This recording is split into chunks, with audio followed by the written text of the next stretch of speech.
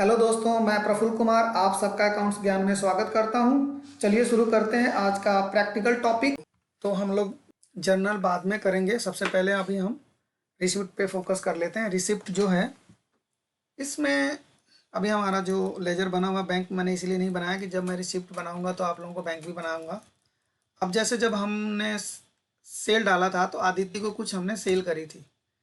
देखो आप लोग जब यहाँ पे रिसिप्ट डालने जाओगे ना तो मैंने जो कॉन्फ़िगरेशन करी ना उसके अकॉर्डिंग यहाँ पे करंट बैलेंस बता रहा है। देखना है यहाँ पे 183,962। अब आप लोग अज्यूम करो कि मैंने इसमें से कुछ पैसे 2 बार 3 बार मैं बैंकों में लिया, 2 बार 3 बार कैश में भी लिया।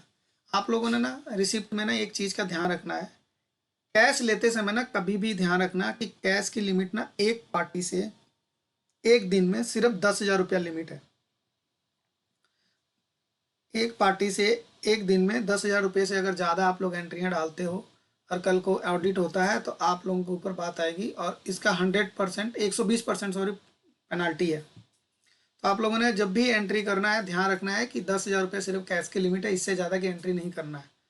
ठीक है, तो मैं सबसे पहले इसमें एक कैश की एंट्री डालता हूँ 5,000 रुपये की, कि भाई 5,000 रुपये मेरे को कैश आया था। अब क्योंकि मैंने बिल टू बिल यहाँ पे बताया था, मैंने बिल टू बिल वहाँ पे ऑन कर दिया था ताकि एक बार आप लोगों को बिल टू बिल भी समझ में आ जाए कि कैसे चीज़ें मैनेज होती है।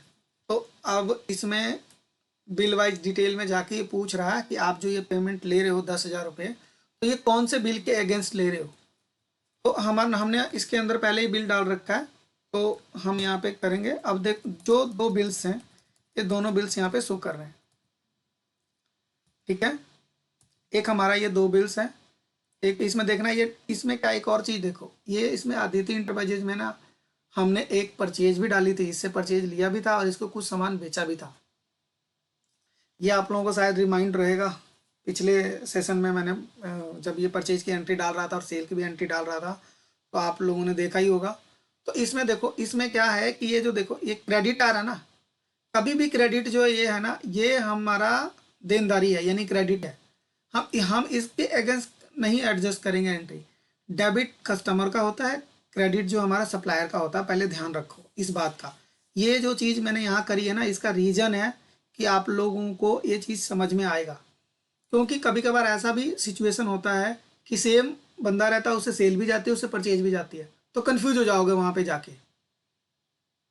ये रहेगा ना तो इसमें आप लोगों को सारी चीज़ें पता लग जाएगी, क्योंकि जो कस्टमर है जिसको कोई आप परचेज कर ही नहीं रहे उससे, उसको तो उसकी तो सारी एंट्रियाँ डेबिट डेबिट में आएगी, तो कोई प्रॉब्लम नहीं है।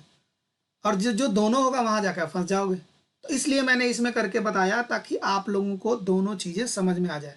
तो हम जब ये एंट्री सेल के अगेंस्ट पैसे ले रहे हैं तो हम लोग ये 2 नंबर वाला जो जो जो 2 नंबर बिल है इसको एडजस्ट करेंगे 1 तारीख के डेट में, जो हमने स्टेशनरी से रिलेटेड सामान इनको बेचा था। तो हमारा ये आ गया 2 नंबर। ठीक है, और हमने 5,000 रुपये रिसिप्ट पर डाल दी। अब यहाँ पे हमने कैश लेना है, बैंक में नहीं ले रहे हैं, तो कैश जो है वो डेबिट हो गया। कैश में भी यहाँ पे बैलेंस बता दिया कि 5,000 रुपये कैश बैलेंस। यहाँ पे नरेशन जो आप लिखना चाहो लिख सकते हो, मैं नॉर्मल लिख रहा हूँ बिंग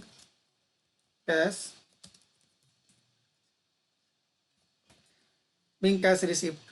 आप चाहो तो यहाँ पे वाउचर नंबर वगैरह भी डाल सकते हो, बहुत बार कंपनियों में वाउचर नंबर वगैरह भी आता है, यहाँ पे भी वाउचर नरेशन चलता रहता है कैश वगैरह करके, जो अपने अपने एडजस्टमेंट है कि कौन किस तरीके से काम कर रहा है उसके अकॉर्डिंग, तो हमें इसकी एंट्री कर देते हैं। ठीक है, सिमिलर अब मान लीजिए हमने आज कैश भी ले लिया, आज ही के डेट में हमने बैंक में भी पैसे लेने हैं, बाकी जो अमाउंट बचा हुआ था 11,000 चाहे जो भी, हम एक बार लेजर जाके देख लेंगे। लेजर ना आप लोग चाहो तो टैली के अंदर, अगर आपके पास टैली प्राइम है तो यहाँ देखो लिखा ना गो टू, ये मेरे कर्सर जो चल रहा है इस पर लिखा गो टू। आप लोग यहाँ से भी जाके लेजर देख सकते हो और वैसे भी जाके लेजर देख सकते हो, बट मैं आपको शॉर्टकट ये वाला भी बाद में बताऊंगा, फिलहाल मैं आपको बता देता हूँ। यहाँ से डिस्प्ले के अंदर जाओ, ठीक है, अकाउंट्स बुक में जाके कोई भी चीज़ आप लोगों ने अगर देखना है ना तो सबसे पहले डिस्प्ले में जाना जरूरी है, वहीं से आगे आप सब कुछ देख पाओगे। अकाउंट्स बुक में किसी भी तरीके का लेजर देखना है, एंट्री देखनी है, कुछ भी देखना है, अकाउंट बुक में जाना पड़ेगा, तब आपको देखने को मिलेगा। तो हम अकाउंट बुक में चलते हैं। इसके अंदर हमने किसी का लेजर देखना है, तो सबसे पहले अगर कैश और बैंक देखना है तो इसमें जाएंगे। ठीक है जी। अगर लेजर देखना है तो हम यहाँ लेजर पे चलेंगे। ग्रुप समरी देखनी है तो ये सारी ना लिखा हुआ है जो भी आपने देखना है। परचेज का रजिस्टर देखना है, यहाँ से देखो। सेल के रजिस्टर यहाँ से दिख जाएगा। रिसिप्ट की रजिस्टर यहाँ से। पेमेंट की यहाँ से। Contra entry, journal, debit note, credit note, voucher, clarification, सब कुछ दिखेगा, यहीं से दिखेगा। बट अभी हम लोगों ने क्या देखना, लेजर देखना है, ताकि एक बार हमें पता लगे कि उसकी कितनी बैलेंस रहता है हमारा देने वाला। ठीक है, वो भी मैं आपको लोगों को एक और नया चीज़ भी इसमें मैं बता दूंगा। आदित्य यहाँ लिख लेंगे। अभी आदित्य हमारा पहला ही है तो आदित्य आ गया। अब हमारा यहाँ पे 5,000 का हमने डाला हुआ है और 5,000 रुपये ये आ रहा है।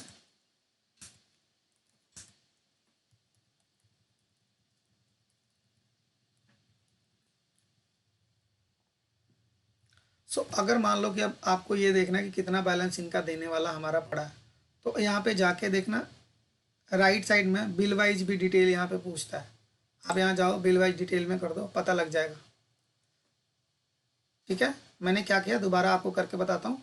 जब लेजर खुलेगा ना, यहाँ F5 में देखो मेरा कर्सर पे बिल वाइज डिटेल लिखा हुआ। जैसे इस पर क्लिक करोगे ना, आपको बता देगा कि इस बिल के अगेंस्ट, पार्टिकुलर इस बिल के अगेंस्ट जो जो दो आपका 2 नंबर बिल्स है, ओनली 2 नॉट 002, क्योंकि 002 परचेज का बिल है। तो ये इसके अगेंस्ट कितना पेमेंट ड्यू है, 12,110 रुपये। और इसमें आप क्लिक भी करोगे ना तो आप बता देगा कि पहले ये 5,000 रुपया रिसिप्ट नंबर 1 से मिला हुआ 2 तारीख के डेट में। देखो यहाँ पे दिखा रहा है ना, और पूरा ये जो आइटम था उसका आपको डिटेल भी बता रहा है। हमारा अब हम बैंक की एंट्री करेंगे यहाँ पे 12,120 रुपये का। वापस हम चलते हैं वाउचर एंट्री में, यहाँ चलेंगे वाउचर एंट्री और F6 करेंगे और क्रेडिट में हो जाएगा अदिति 12,110 रुपये। ठीक है, रेफरेंस नंबर आप लोगों को पता ही यहाँ भी आ रहा है 12,110 रुपये। देखो 5,000 रुपये ऑटोमेटिक यहाँ से माइनस हो गया। ठीक है, यहाँ पे कितना वैल्यू आ रहा है, 12,110 रुपये। आप यहाँ पे 12,110 रुपये आ रहा है। पहले वो 5,000 रुपये जो हमने कैश में डाली थी वो माइनस हो गया है। तो हम रेस्ट ऑफ अमाउंट का यहाँ पे रिसीट की एंट्री डाल रहे हैं। ठीक है, अब ये मान लीजिए कोई NEFT आया, चेक से आया, जी पे आया, किसी भी तरीके का आया, तो हम यहाँ पे नॉर्मल बैंक का नाम लिख लेते हैं। तो बैंक का नाम हम आप लोगों को बैंक लिख के बता देते हैं, बैंक 1 कर लेते हैं। ठीक है, अब आप लोग बैंक 1, आप लोग भी अगर सीखने के लिए पर्पस है बैंक 1, बैंक 2, 3 जो लिख के सीखना चाहते हो सीख सकते हो। बट अगर जहाँ जाओगे वहाँ पे बैंक 2 नहीं आता है, वहाँ पे प्रॉपर बैंक का नाम आता है। ICICI, HDFC, SBI, जो भी बैंक है प्रॉपर उसका लेजर बनेगा, उसका नाम आएगा। ठीक है, अब इसको भी मैं एक बार प्रॉपर आपको दोबारा से फिर बनाता हूँ लेजर के रिलेटेड। बैंक में मैंने जब आपको लेजर समझाया था, बैंक में लेजर बनाना, तो बताया था कि कौन कौन से अकाउंट होता है। नॉर्मल अकाउंट, जो ये करंट अकाउंट बोलते हैं, सेविंग अकाउंट वगैरह भी बोलते हैं, जो नॉर्मल अकाउंट चलता है, बैंक, OCC और OD। तो हमने नॉर्मल अकाउंट लेना है। उसमें क्या है, यहाँ पे ये नाम ऑटोमेटिक उठा लेता है जो कंपनी का नाम है। अकाउंट नंबर आपने डालना है, नॉर्मल में अकाउंट नंबर यहाँ पे डाल देता हूँ। ठीक है, IFSC कोड डालना है यहाँ पे। ये जो डिटेल है ना, ये डिटेल डाल दोगे ना तो आपके बैंक ये वाला सेम डिटेल ना आपके इनवाइस पे भी प्रिंट हो सकता है। वो भी मैं आपको एक बार कन्फिग्रेशन करके इसमें बता देता हूँ कि कैसे कन्फिग्रेशन होगा, कि अगर इनवाइस पे बैंक आपने लेना है तो कैसे होता है। IFSC कोड डालना है, जैसे SBIN 000-6597 डाल दिया मैंने, तो रैंडम डाल दिया। स्विफ्ट कोड अगर हो तो डाल दो, बैंक का नाम डाल लेते हैं हम। यहाँ पे क्या थोड़ा टाइम लेता है टैली, बैंक ये ऑटोमेटिक उठाता है कि आपने कौन सा बैंक इसमें सेलेक्ट करना है। थोड़ा सा प्रोसेस करने में बहुत सारे बैंकों का नाम होता है तो टाइम लग जाता है, एक मिनट भी लग सकता है, 2-5 सेकंड भी लग सकते हैं। तो अब हम लोग वेट कर लेते हैं जितना टाइम लेता है। अब यहाँ पे सारे बैंकों का नाम है। अब मैंने तो ऊपर बैंक बना दिया। ठीक है, तो मैंने IFSC कोड डाल दिया SBI का, तो नॉर्मल हम SBI लिख लेते हैं, स्टेट बैंक ऑफ इंडिया। ठीक है, बेस्ट ये रहेगा कि यहाँ पे ना SBI बना देता हूँ मैं, कन्फ्यूजन ही दूर हो जाएगी, सबसे बेस्ट। ठीक है, ब्रांच आप डाल सकते हो कोई भी, जो आपका ब्रांच होगा वो ब्रांच डाल देना। हमने चेक पे प्रिंट आउट नहीं करना है, हमने चेक पे प्रिंट आउट नहीं करना है, तो हमने इसको नो रखा हुआ है। ठीक है, तो ऐसा इशू नहीं है, आप अपना हिसाब से डाल सकते हो जो नंबर। इसमें क्या है कि एक बार यहाँ पे प्रॉपर ना एड्रेस डाल के भी आप काम कर सकते हो। यहाँ पे GST नंबर डाल सकते हो, अगर बैंक चार्जेज या इंटरेस्ट का आपने GST का इनपुट वगैरह क्लेम करना है तो यहाँ पे ये GST नंबर लिखा हुआ है, यहाँ पे GST नंबर आप मेंशन कर सकते हो। बट मैं नहीं लेके चल रहा हूँ, मैं नॉर्मल लेके चल रहा हूँ, आप लोग अपने हिसाब से कर लेना। ठीक है, जैसे बैंक करोगे ना, यहाँ पे देखो एक और चीज़ है, बैंक अलोकेशन खुला हुआ है मेरी टैली के अंदर ना बैंक अलोकेशन की सिस्टम खुला हुआ है। बहुत ऐसे टैली भी होते हैं जिसके अंदर लोगों ने बैंक अलोकेशन वगैरह बंद करके रखा होता है, बट ये अगर कोई किसी ने ऑन करके रखा है तो आप डाल सकते हो। जैसे यहाँ पे लिख दिया इंस्ट्रक्शंस में, मान लीजिए कि मेरा GPay आया तो मैंने GPay डाल दिया, अगर मैं कोई चेक नंबर आया होगा तो चेक नंबर डाल लो। ठीक है, और कोई चेक का डेट है, मान लीजिए कि आज आप डाल रहे हो लेकिन 5 तारीख का, 10 तारीख का, आगे अगले 1 महीने बाद का डेट है, 30 अप्रैल मैंने डाल दिया। ठीक है, बैंक का नाम डालना है, यहाँ पे डाल दीजिए, कोई भी ICICI बैंक मैंने डाल दिया, किस बैंक का चेक है, तो यहाँ पे डाल के ना आप लोग एंटर करके, यहाँ पे डाल दिया, एंटर मारा, एंटर हो गया, और फिर वापस एक्सेप्ट कर लेना है, बस हो गया ये। ठीक है,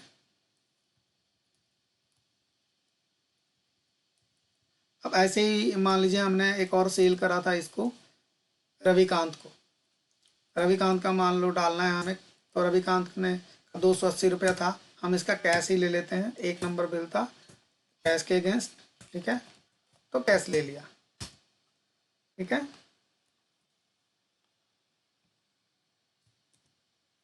एक और मैं आप लोगों को ट्रिक बता दूं कि अगर नरेशन ना लास्ट टाइम जो भी नरेशन आपका डला हुआ, अगर सेम नरेशन आप लोगों ने कॉपी करना है ना, तो कुछ नहीं करना, कंट्रोल करके R दबाओ, नरेशन आपका पेस्ट हो जाएगा, जो भी होगा लास्ट वाला नरेशन जो भी आप लोगों ने डाला होगा ना, ये पेस्ट हो जाता है ऑटोमेटिक, कॉपी पेस्ट करके।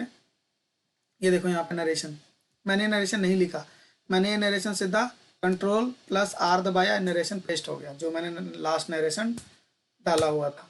आप लोग लिखना चाहो बार बार लिख सकते हो, कोई प्रॉब्लम नहीं है, बट ये एक नया ट्रिक है, ये भी मैं आप लोगों को बता रहा हूँ।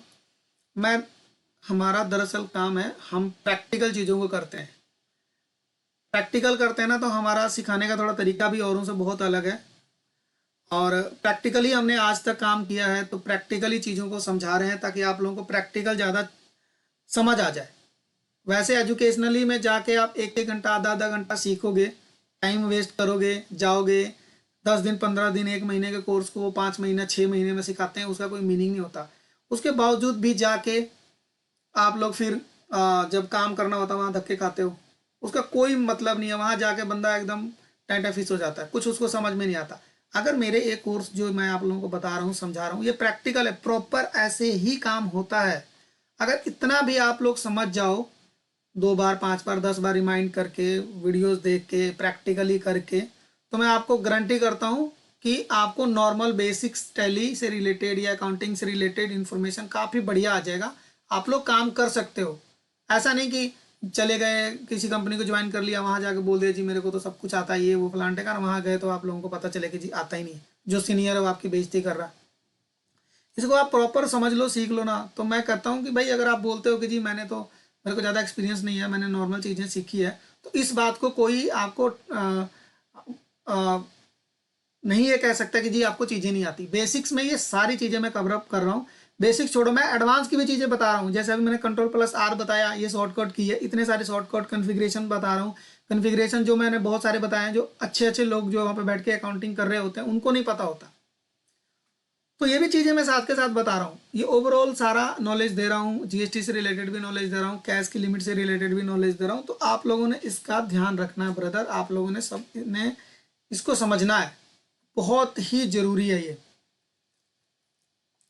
ठीक है, हमारा 2 बिल्स हमने काटा था सेल का, 2 बिल्स के अगेंस्ट मैंने रिसिप्ट ले ली, और एक मैंने चीज़ और बताई थी इसके अंदर जाके कि मान लो वाउचर खुला हुआ है और आपने डायरेक्ट जाके किसी का लेजर चेक करना है, तो कुछ नहीं करना, यहाँ पे जाओ, लिखा है गो टू में जाओ, जिसका भी लेजर खोलना है यहाँ पे जाओ, सब लिखा हुआ जो आपने डिस्प्ले करना है लेजर। जैसे मेरे को देखना था आदिति का, आदिति में गए, ये लेजर देखो खुल गया। नॉर्मल ट्रिक है ये, ठीक है। इसका थोड़ा सा ध्यान रखना आप लोगों ने। अब हमारा क्या बैलेंस बचा है, हमारी पेमेंट की बैलेंस, ये परचेज के अगेंस्ट बैलेंस बचा हुआ, हमारी सेल के अगेंस्ट जो 2 बैलेंस था हमने इनसे ले ली। अब ये पेमेंट परचेज है तो हमने पेमेंट इनको देनी है। अब जैसे हम पेमेंट देंगे उसके अकॉर्डिंग हमने चीज़ें बतानी है, बताऊंगा मैं आपको। अब एक और चीज़ मैं बता देता हूँ। मान लीजिए किसी कंपनी में कैपिटल आ रहा है, कैपिटल से पेमेंट आ रही है, कैपिटल को पेमेंट जा रही है, तो कैपिटल का क्या करना है, समझ गए। मान लो कोई कैपिटल अकाउंट खोलना है। अब हमारी कंपनी का मैं आपको कैपिटल अकाउंट खोल के बता देता हूँ। नॉर्मल कैपिटल अकाउंट खोल लेते हैं, ए बी सी और लिख देंगे नाम। मैंने नॉर्मल यहाँ पे बता रहा हूँ, आप लोग तो प्रॉपर नाम लिख के डालोगे कि किसके अकाउंट का क्या है, कैपिटल अकाउंट क्या है। मान लीजिए राम श्याम, अगर कोई कंपनी उनकी खुद की है तो वहाँ पे अपना कैपिटल अकाउंट बनेगा।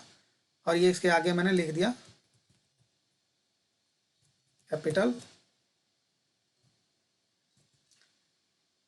अकाउंट, ताकि मेरे को ध्यान रहे, आप सबको भी ध्यान रहे।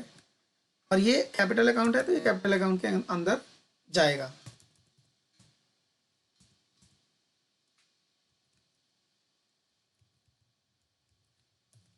ठीक है। अब मैंने देखा यहाँ पे कैपिटल मेरा पहले बना हुआ था एक मेरे नाम से, तो ये कैपिटल के अंदर ही होगा, मैं भी कैपिटल अकाउंट के अंदर है। तो मान लीजिए मैं अपनी कंपनी में कोई कैपिटल इंट्रोड्यूस कर रहा हूँ, सो वो उसकी एंट्री करनी है। मैंने अपने बैंक से ट्रांसफ़र किया या कैश में दिया या किसी तरीके से, तो मैं नॉर्मल, ठीक है, SBI में। अब यहाँ पे क्या है, ये भी पूछ रहा है कि वो लास्ट टाइम मैंने बताया था कि क्या किस मोड से आपने कैसे करी है। मैंने यहाँ पे लिख दिया NEFT करी है, ठीक है। डेट मैंने फर्स्ट रखनी है, ठीक है। और यहाँ पे बैंक कुछ भी रख लेते हैं, ऐसे ऐसे रख लेते हैं। अच्छा, HDFC भी रख सकते हैं, जो रखना रख लीजिए। और ये फर्स्ट तो करी है मैंने, तो यहाँ लिख देंगे हम। मेरा कैपिटल है। अब कैश में करना है तो नॉर्मल हो जाएगा, ये भी कैश में, जैसे मैंने लास्ट टाइम एंट्रियाँ बताई थी, ठीक है। कैश हो जाएगा डेबिट। ये लास्ट टाइम है ना, बहुत बार ऐसा हो रहा, अभी जैसे थोड़ी देर पहले मैंने जब एंट्री कर रहा था तो बैंक का ऑटोमेटिक नाम बैंक आ गया था ऑटोमेटिक। ये लास्ट में इसलिए एंट्री उठाता है क्योंकि लास्ट टाइम जो आपने एंट्री करी थी ना उसका सिमिलर यहाँ पे डेबिट में उठा लेता है। बट आपने इसका ध्यान रखना है, चेंज करना है, बहुत बड़ी गलती हो जाती है, तो आप लोगों ने इसका ध्यान रखना है।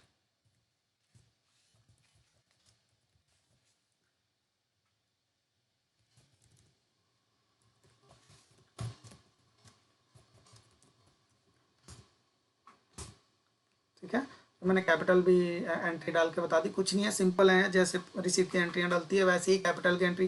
मैं कह रहा हूँ जी, किसी भी तरीके का पैसा अगर आ रहा है कंपनी के अंदर, कंपनी के अंदर किसी भी तरीके का पैसा आ रहा हो, चाहे ऑनर का कोई यार दोस्त दे रहा हो, चाहे कोई इन्वेस्टर दे रहा हो, चाहे कोई कस्टमर दे रहा हो, या चाहे कोई लोन आ रहा हो, किसी भी तरीके का पैसा अगर सेविंग अकाउंट में, करंट अकाउंट में या बैंक के किसी भी अकाउंट में आ रहा है, क्रेडिट हो रहा है। क्रेडिट, मेरा क्रेडिट बोलने का मतलब होता है कि बैंकों में कभी भी जो पैसा आता है वो क्रेडिट ही बोलते हैं, तो क्रेडिट बोला। बट आप लोगों ने वो जो भी पैसा आ रहा है उसको रिसिप्ट में लेना है, जर्नल नहीं बनाना है, रिसिप्ट में लेना है, ठीक है। ये ध्यान रखना, ठीक है।